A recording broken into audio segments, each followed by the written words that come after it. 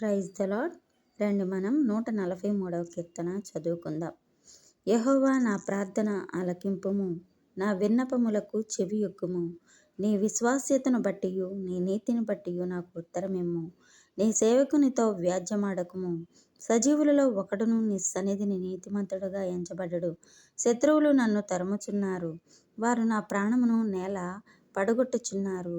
చిరకాలము క్రిందట చనిపోయిన వారితో పాటు గాఢాంధకారంలో నన్ను నివసింపచేయుచున్నారు.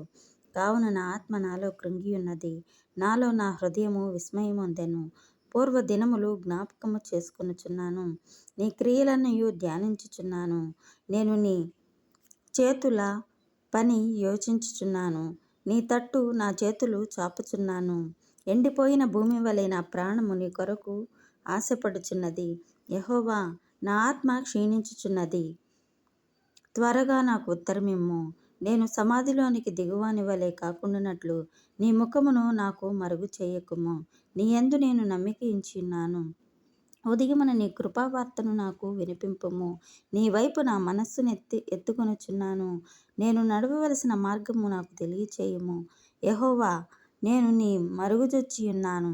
నా శత్రువుల చేతిలో నుండి నన్ను విడిపింపుము. నీవే నా దేవుడవు. నీ చిత్తానుసారంగా ప్రవర్తించుటకు నాకు నేర్పుము. దయగల నీ ఆత్మ సమభూమి గల ప్రదేశమందు నన్ను నడిపించునుగాక. యెహోవా, నీ నామమును బట్టి నన్ను బ్రతికింపుము.